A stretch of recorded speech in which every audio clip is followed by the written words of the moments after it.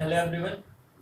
आज के इस वीडियो में हम लोग डिस्कस करेंगे दो ऐसे क्वेश्चंस पे जो क्या है जनरली किसी भी कॉम्पिटिटिव एग्जाम से पूछे जाते हो, चाहे वो एनटीएससी हो, ओलंपियाड हो, या ऐसे कह लीजिए बेसिक मैथमेटिक्स जिस भी कॉम्पिटिटिव एग्जाम में पूछे जाएंगे उस एग्जाम में ये पूछे जा सकते हैं। और जबकि ये दोनों क्वेश्चन एनटीएससी में पूछे गए हैं, यानी कि नेशनल टैलेंट से एग्जाम है। पहला क्वेश्चन जो है, अगर हम देखें तो ये है, if 0.6 bar is equal to p by q where p and q are relatively prime integers then the value of q is। यानी कि सिंपल से लैंग्वेज में कहा जाए, अगर हम इस नंबर को p by q के फॉर्म में रिप्रेजेंट करते हैं तो q क्या होगा। ऑप्शंस जैसे पहले हम हटा देते हैं, कौन कौन से दो ऑप्शंस या तीन ऑप्शन इसमें से नहीं होंगे, गेस के थ्रू। पहला जो ऑप्शन है वो है 10। 10 क्या है, ये किसी भी नंबर को कंप्लीटली डिवाइड कर सकता है, यानी कि ये इस नंबर के चांसेस नहीं है। 1, अगर किसी भी दो नंबर्स का HCF 1 हो जाए तो वो अगर हम उसको p by q के फॉर्म में लिखेंगे तो मतलब उसको डिवाइड नहीं कर सकते, तो ऑब्वियसली अगर हम कहें तो ये ऑप्शन नहीं होगा। बचता है 3 और 9। हम इन दोनों पे देखते हैं कौन सा नंबर आएगा।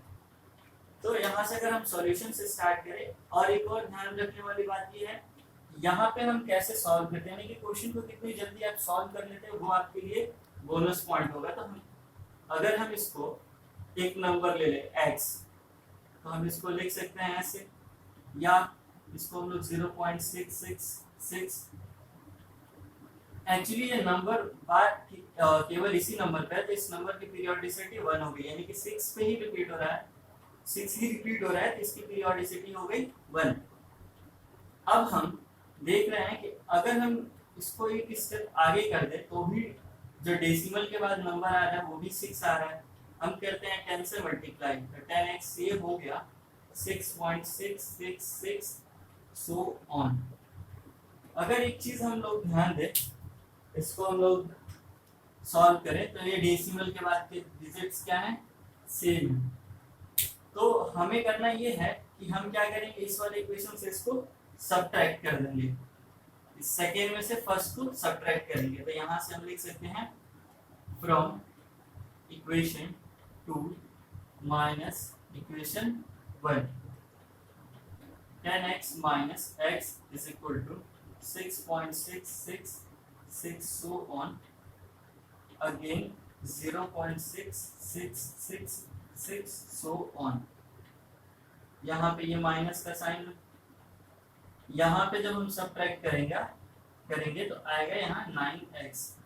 यहाँ डेसिमल के बाद के नंबर सेम है तो ये वैनिश हो जाएंगे, यहाँ बचेगा 6।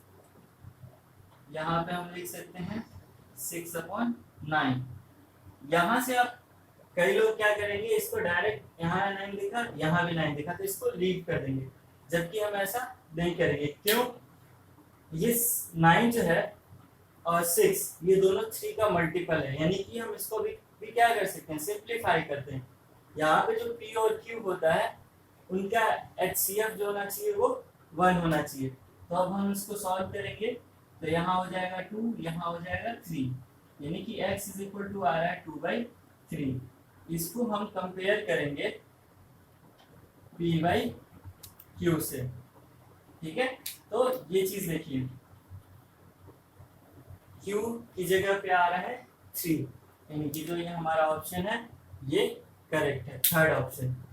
अब एक ऐसा क्वेश्चन है जो हम लोग कहते हैं ट्रायंगल से रिलेटेड है, ट्रायंगल से रिलेटेड है, और उस पे भी क्या है, ये राइट एंगल ट्रायंगल से रिलेटेड है। तो राइट एंगल ट्रायंगल की प्रॉपर्टी क्या होती है, अगर हम साइड बेसिस पे ले तो दो स्मॉलर साइड का जो स्क्वायर का सम होता है वो थर्ड साइड के स्क्वायर के इक्वल होता है, यानी कि इसको हम लोग बोलते हैं perpendicular square plus base square is equal to hypotenuse square. तो हम लोग इसको सॉल्व करेंगे। इसके लिए बेसिक नॉलेज क्या है कि डायरेक्ट पहले देखिए क्या क्या दिया है और क्या हम उससे इंटरप्रिटेट कर सकते हैं। तो पहले यहाँ पे क्वेश्चन में पेरीमीटर दिया है, वो दिया है 24 और फिर दिया है हाइपोटेनस लॉन्गेस्ट साइड 10। तो अब इस पे हम डायरेक्ट सॉल्व कर लिख लेते हैं यहाँ पे p square plus b square is equal to h square. पहले ये लिख लिया। अब देखते हैं पहले हम लोग p plus b plus h is equal to 24, ये गिवन है।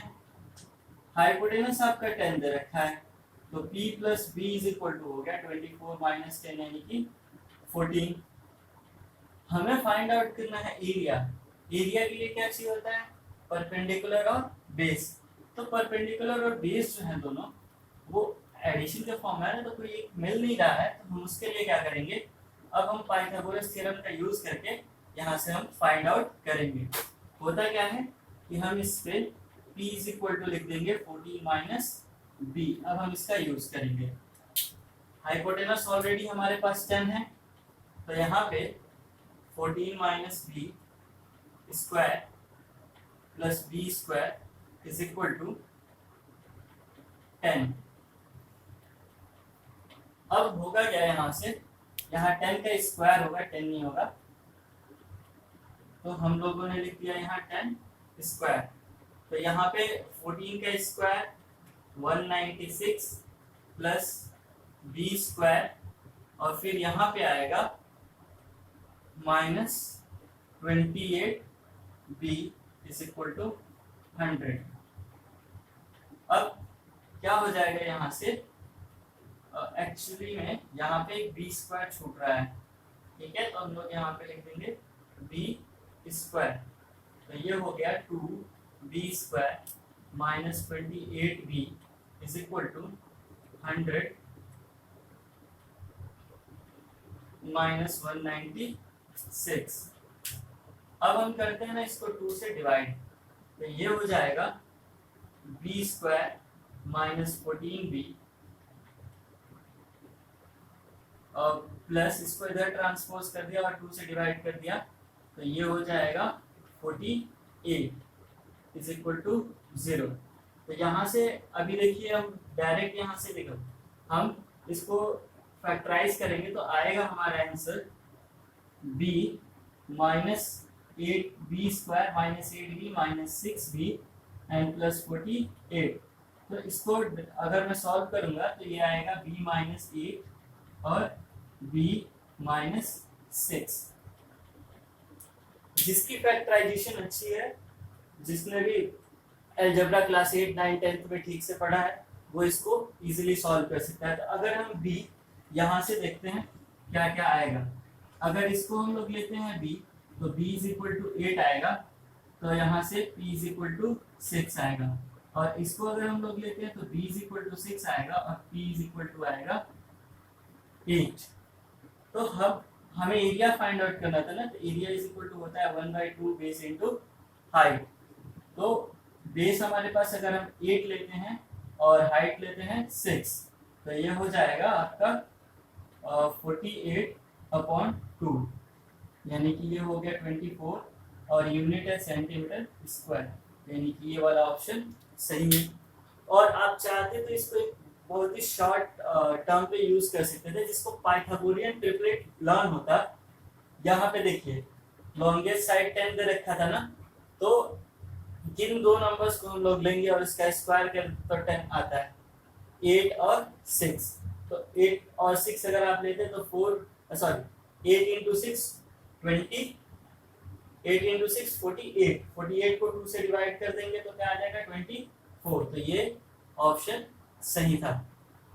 तो इसी तरह के वीडियोस के लिए आप लोग चैनल से जुड़े रहिए, जिससे क्या हो ज़्यादा से ज़्यादा आप लोगों को बेनिफिट हो सके। दूसरे को भी शेयर कीजिए और ऐसे बच्चों को भी शेयर कीजिए जो एनटीएससी ओलंपियाड के लिए प्रिपेयर करना चाहते हैं, बट या तो उनके पास रिसोर्सेज नहीं है या फिर पैसे की कमी है। तो मैं ये चाहता हूँ कि ज़्यादा से ज़्यादा बच्चे इस चीज़ को क्या है फ्री में ले सके और उनको आइडियाज मिल सके कि कैसे बोर्ड के लिए प्रिपेयर करना हो या कॉम्पिटिटिव लेवल के लिए प्रिपेयर करना हो, तो वो खुद से कैसे कर सके।